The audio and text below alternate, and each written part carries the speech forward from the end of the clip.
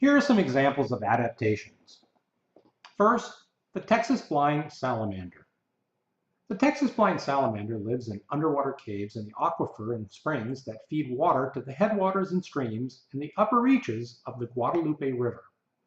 Because it lives its life totally in the dark, it has no eyes, and it has smooth, unpigmented skin.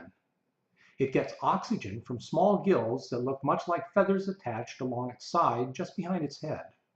The salamanders are about 3 to 4 inches in length. Next, the orange-throat darter. Only about 1.5 inches long, orange-throat darters live in the headwaters and streams. They remain near the bottom or among rocks and other hiding places where they dart about in fast-flowing water and in the small pools formed in springs and streams. They're well adapted to hugging the bottom when streams flood and flows increase because most darter species lack a swim bladder, which is present in most freshwater fish. Next is Guadalupe bass. Guadalupe bass live in rivers and streams of the Brazos, Guadalupe, Colorado, Nueces, and San Antonio River basins in Texas. They're adapted to life in small streams and may grow to about 1.5 feet long. They eat insects, crayfish, and small fish. The Guadalupe bass is the official Texas state freshwater fish and only lives in Texas. They're currently listed as a threatened species due to habitat degradation and interbreeding with stock smallmouth bass. They are the focus of restoration efforts by the Texas Parks and Wildlife Department. Blue catfish. Blue catfish are opportunistic predators and scavengers that feed along the bottom of reservoirs or large rivers, feeding on fish, crustaceans, insects, and mollusks, dead or alive. They'll even eat some plant matter, but as they grow, they feed more and more on live fish. They depend on barbels or whiskers with many taste buds, and they have a good sense of smell to guide them to food, even in dark, muddy waters. In fact, catfish don't really have scales. They have chemoreceptors all over their skins so they can taste food even before taking it into their mouths. River cooter. This turtle is often seen on riverbanks or logs basking in the sun. It can grow to a length of about 1 foot and eats aquatic plants, grasses, and algae. Large webbed feet make the river cooter an excellent swimmer capable of negotiating moderately strong river currents. Largemouth bass. Largemouth bass live in reservoirs, wetlands, and large rivers where waters are slow moving. They're predators, meaning that they eat other animals, which are called prey. Their large mouths enable them to catch frogs, fish, crayfish, and other animals, including smaller largemouth bass. Their broad fins and strong, heavy bodies allow them to go in any direction, even backwards. They can move quickly for short distances to capture their food. American alligator. American alligators are reptiles that can be found in freshwater wetlands and brackish waters of Texas. They can grow to more than 12 feet long and have large, powerful tails that allow them to move swiftly in the water to catch prey, such as fish, turtles, small mammals, birds, and even other alligators. They often can be seen floating just below the water surface with only their eyes and snout poking out from the water.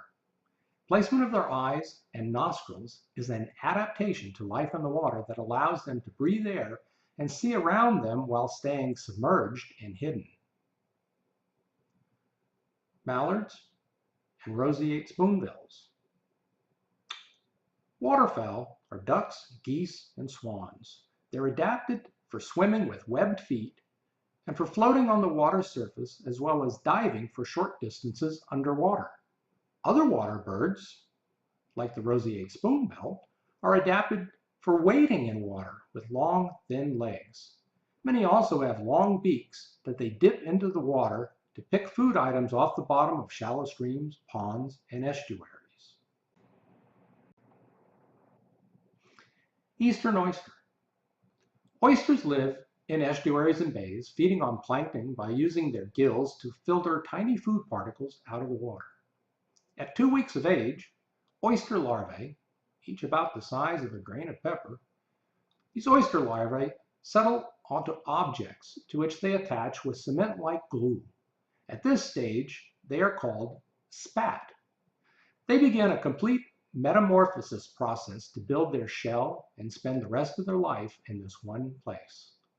Oysters have been found attached to bricks, boats, cans, tires, bottles, crabs, and even turtles. They usually attach to other oysters. So when a large number of oysters join together, we call it an oyster reef. Over 300 different marine aquatic species have been found to use oyster reefs for their habitat, refuge, and food.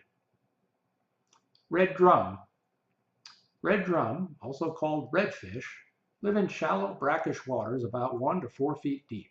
This is along the edges of bays and around submerged vegetation such as seagrasses. This is when they are young. They're also commonly found around oyster reefs and around soft mud along jetties and pier pilings. They sometimes are in water so shallow that their backs are exposed while swimming. They can live in freshwater, but when they're about 3 to 6 years old, they move out of the estuaries and into the deeper waters of the Gulf of Mexico, where they can live entirely in salt water. Kemps Ridley sea turtle. One of 5 sea turtle species found in the Gulf waters of Texas, the Kemps Ridley sea turtle is an endangered species. They can grow to 32 inches long and weigh as much as 100 pounds.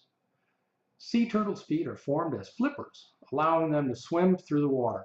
These turtles lay eggs along the Texas beaches. Once hatched, the young turtles make their way across the beach and into the Gulf of Mexico, where they spend the rest of their lives. Although they live in the ocean, turtles do not have gills, so they must come to the surface to breathe. Bottlenose dolphin. Bottlenose dolphins are mammals that breathe air and live their entire lives in water. They're often seen in Texas bays and passes to the Gulf of Mexico. They travel alone or in small groups called pods. They feed on fish and mollusks, with mullet the main food in Texas bays. They find food using sound waves in a process called echolocation.